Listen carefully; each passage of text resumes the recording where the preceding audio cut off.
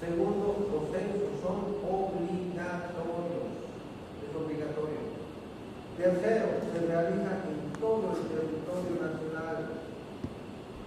Cuarto, tiene que llenarse una hoja que se llama la hoja censal. Quinto, hay un que es obligatorio.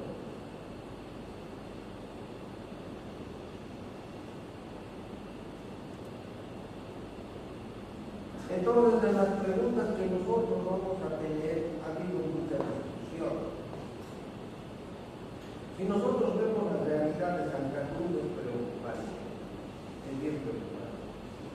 Porque se suponía, de acuerdo a las proyecciones que se han hecho para este año, para el año pasado, ¿no? Deberíamos de aumentar nosotros en 1 millón de habitantes más. Deberíamos de estar casi las 3/4 partes de la población boliviana debería de estar aquí en Santa Cruz como departamento. Y en la ciudad de Santa Cruz deberíamos de ser alrededor de 2.500.000, pero eso no va a suceder. No es así. No. Entonces nos sentimos nosotros muy preocupados por lo que está sucediendo. ¿Dónde estamos, Bolivia? Y si nosotros analizamos estos números, vamos a ver que los millones o los habitantes del millón que se han perdido eran justamente aquellas personas que alguna vez habían venido aquí a Bolivia, de Bolivia a Santa Cruz, directamente a vivir de cualquier lado. Ya han hecho su fortuna, ya tienen sus tierras también estabilizados, y al ver de que tierra natal va a perder habitantes. Entonces ellos han decidido volver solamente por él. Yo les digo porque a mí también me han dicho, ¿por qué no vienes a hacer sentar aquí a tu pueblo? Olvídense, yo ya no soy de allá, soy de acá. Yo no hay más capas que la ayuda. De verdad es lo que ha sucedido. Y cambiaron allá los tenientes. Y por eso que 1 millón de habitantes no hay. A pesar de que la tasa de la natalidad está súper elevada en Santa Cruz, no ha llenado las perspectivas de acuerdo a las proyecciones que se han hecho. ¿Y cuántos escaños hemos ganado? Actualmente los censos se realizan por el número de escaños que puede haber o que puede determinar un determinado lugar. El número de escaños. Por X, habría antes era por impuestos, antes era para saber para la guerra, ahora es política. ¿De cuántos escaños? ¿De quiénes van a estar? De los candidatos, ¿quiénes van a ser? A senadores, diputados, etc. Esas son las características. Ahora, en cuanto a las preguntas que se hacen, ¿qué preguntas yo puedo hacer? Ya he discutido muchísimo eso, pero sí tiene que haber en relación, por ejemplo, a la edad, al sexo, procedencia, algunas enfermedades, lugar donde trabaja, desde cuándo está aquí en este lugar, si ha venido de lejos, de dónde, cuándo ha venido, si ha venido. ¿Por qué sus familiares se han marchado? ¿Por qué se han cambiado a España? ¿Por qué se han ido a la Argentina? Últimamente, ¿dónde están migrando? A Chile o a Perú, ya no tanto, pero sí a Chile. Antes era España, antes era Estados Unidos, ahora ya nadie quiere ir allá. Porque dicen que es muy difícil la vida. No hay trabajo. En vano uno no hay ganas de trabajo. Ya están entendiendo. Entonces, es muy importante para nosotros ver el tema. ¿Qué es la única fuente para la obtención de los datos? Fuente de la obtención de los datos. ¿Por qué realizamos cada 10 años? ¿Por qué es el tiempo adecuado para hacer proyecciones? Si nosotros haríamos esto cada 5 años, no habría ningún cambio, no no se notaría el cambio. Pero si hacemos nosotros cada 20 años, ningún cambio puede ser modificado. Ningún cambio. Entonces sería demasiado tarde. Si yo veo que la gente se está muriendo, porque la primera causa de muerte ahora, por ejemplo, podría ser Chagas, primera causa de muerte de Chagas. Entonces, ¿qué tengo que hacer? Programas de salud de la ciudad por el Chagas y actuar directamente para que no se mueran más gente debido al Chagas, ¿no? Por eso, porque si no haríamos nada, no detectaríamos el problema, sería grave. En embargo, sería nosotros el código que van a tener contados. La formación de los datos, por ejemplo, datos de vivienda. Hemos dicho datos de personas, ahora vamos a encontrar datos de vivienda. De vivienda. Entonces, hemos referido exclusivamente al lugar donde se van a preguntar, inclusive se preguntan el techo de qué es, las paredes de qué son, el piso de qué es, cuántas habitaciones tiene, tienes ducha, tienes baño, tienes electricidad, que calientan el agua con electricidad, con estufa a leña, no tantas cosas que se preguntan que al final ni siquiera uno sabe después.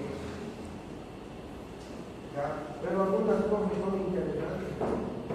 Tan interesantes que hay todavía gente que vive hacinada.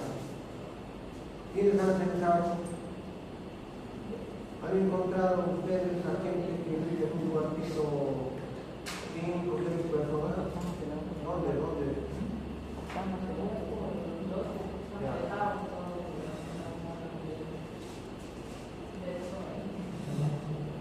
Pero ¿verdad? Directamente es un solo ambiente. Hay cocina, hay duerme, hay come, hay cocina, comedor, hay dormitorio.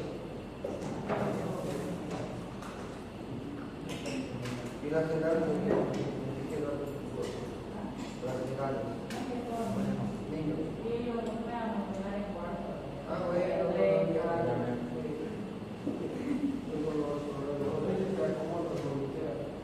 Contar que tenga comida y lugar donde jugar, y acomoda. Entonces, estos datos a nosotros nos van a hacer pensar, ¿no? Si nosotros sabemos que la gente en Santa Cruz está aumentando para la incidencia de hipertensión arterial, para la obesidad, y vemos que cada vez hay más gente con estos problemas, entonces eso nos va a llevar directamente a tomar decisión, a corregir. Porque si nosotros no haríamos eso cada 5 años o haríamos cada 20 años, no llegaríamos a ver la diferencia. Y el problema sería cada vez peor. Porque no estamos tomando ninguna decisión que haga corregirme eso como estamos haciendo. ¿Ya? Entonces los censos ustedes ya lo saben. ¿Sí? El censo es una hoja censal que hay que llenar. ¿Quién tiene que llenar? ¿Quién tiene que responder? Es el responsable de la casa. Y cuando son niños menores de 5 meses, de 5 años, ¿quién va a responder? El responsable de la casa. Si son mayores de 5 años, ¿quién va a responder? Oye, vení bonito a contarte, responde al Señor. No, tú no te metas, no, él tiene que decir lo que yo le voy a preguntar para que no sean escasos personas. Pero también hay otro que es el censo de jure. El censo de jure es cuando una persona puede llegar a ser anotada sin que esté. ¿Ya? Si nosotros, por ejemplo, somos 5 personas en una casa, papá, mamá y 2 hijos, pero el hijo mayor es un estudiante de Cochabamba, y viene el censador y me dijo, ¿cuántas personas son tu familia? 5. ¿Sí? 5 no. Papá, ya, mamá, ya, el hijo, el otro hijo y el otro hijo. ¿Y dónde está el hijo mayor? No está aquí. Entonces, no tiene derecho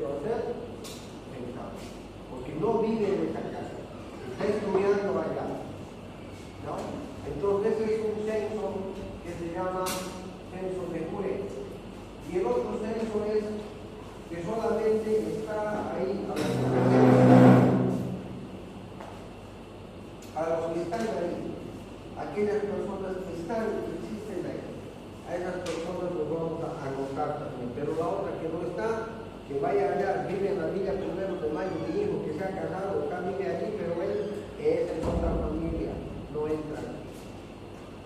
Pero es su familia, usted tiene, pero me ha dicho usted que son 5. Sí, señor, mis hijos son 3, son conmigo. Pero el hijo mayor no vive aquí. ¿Entonces cuántos son? 4 demasiado. Porque el hijo mayor ya ha formado otra familia. Él ya no entra. ¿Está entendido? Entonces, de esa manera, por de repente, hemos tenido un problema serio en cuanto al levantamiento de los datos. El otro problema de los centros de los datos es en el área rural. En el área rural, los datos muchas veces, miren, aquí está una casita y aquí a lo lejos hay otra casa, aquí a lo lejos hay otra casa. Son fincas grandes donde están rodeados de tierras de cultivo.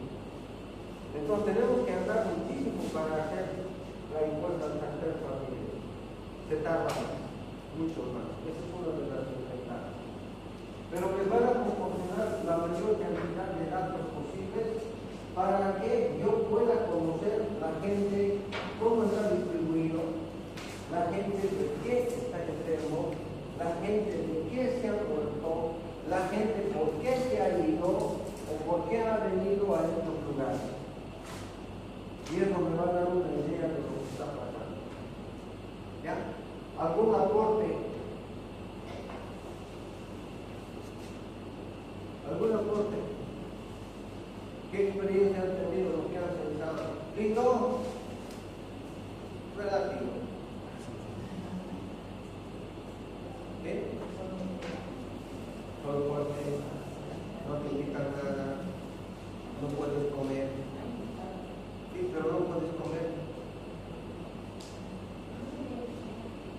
No, en algunos casos han dicho que no se reciba, porque les va a hacer economía.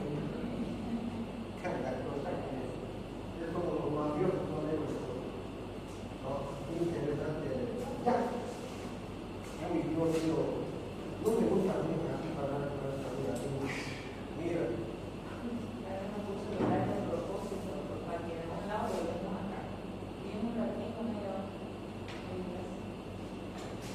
Padrones, los padrones municipales. El padrón está hecho exclusivamente por el municipio.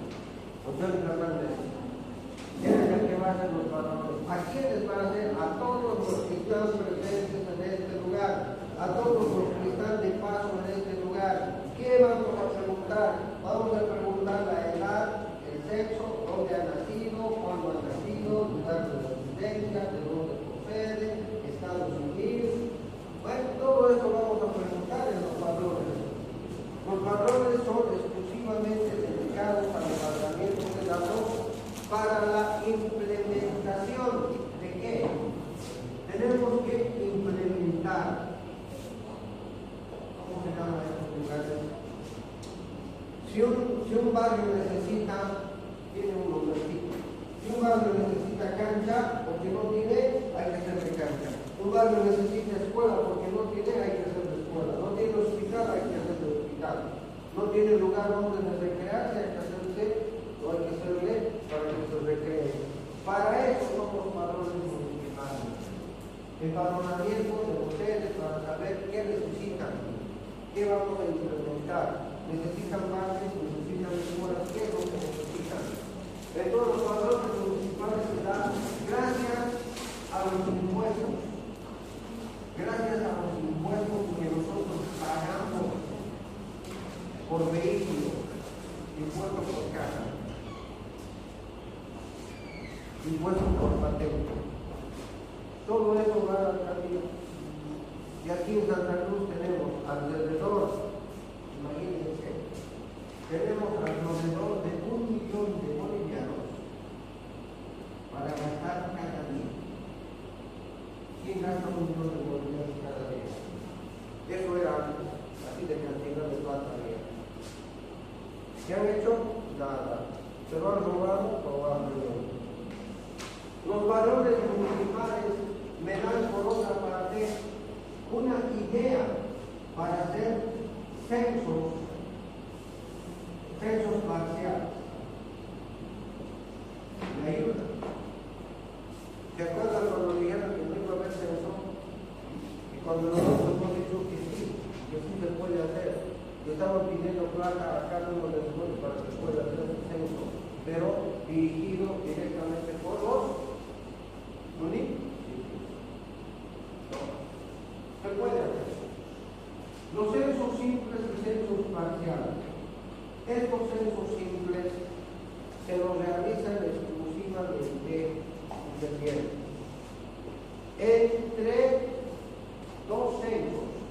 Si tengo aquí un censo y aquí tengo otro censo, aquí a la mitad se puede hacer o antes o después a las 3/4 partes, siempre y cuando surge algún problema, algo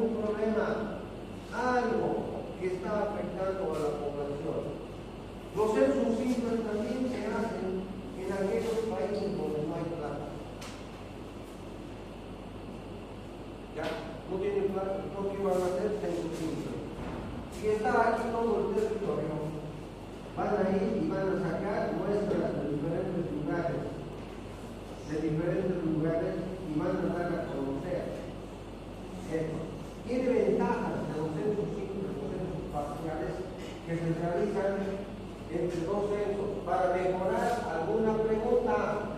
Si pasa o sucede algún problema, por ejemplo, como ha sucedido con el COVID y es hijo de B, entonces tendremos que hacer algún censo post-muestreo para saber quiénes enferman, quiénes han muerto, de qué edad están viviendo, cuál es el peligro de enfermarse, dónde se están enfermando, se contagian o no se contagian, cuántos contagiados son de ellos, cuántos son niños, cuántos son adultos, tienen enfermedad de base o no. Todo eso me va a dar lugar a realizar los censos simples, ¿no?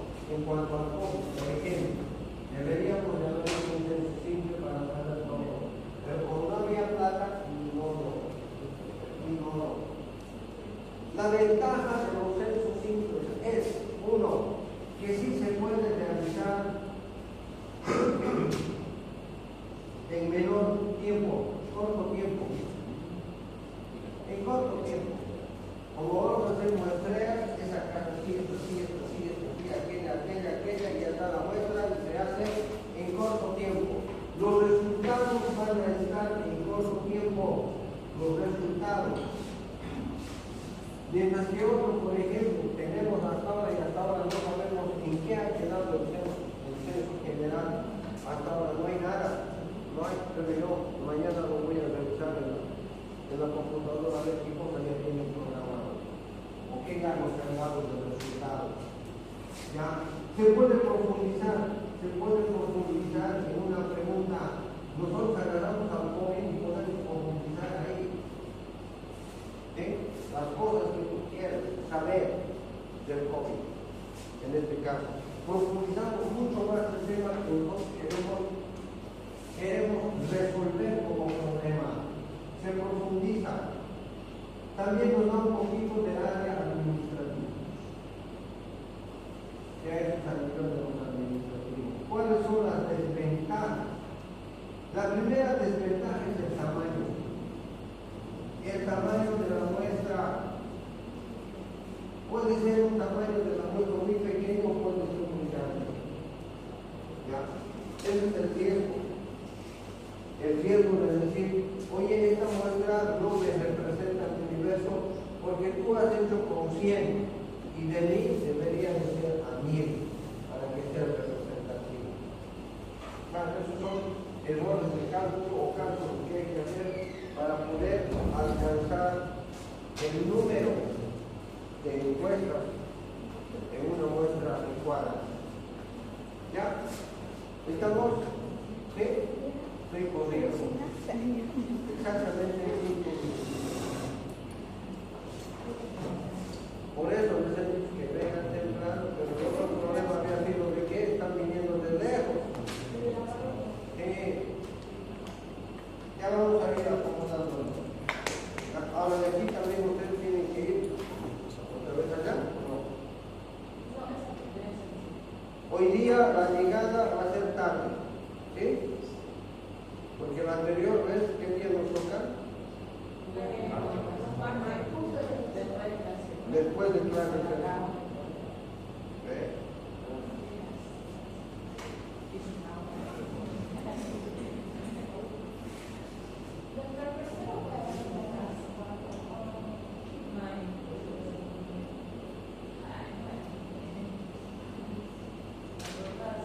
Esa es la idea, decía el sábado, un acto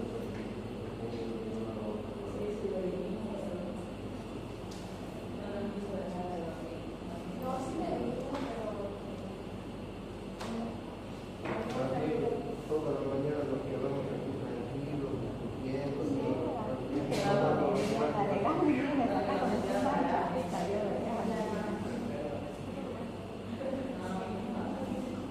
registro vital. ¿Conocen ustedes un registro vital? ¿Cómo no? Cuando te piden certificado de nacimiento, ¿dónde vas?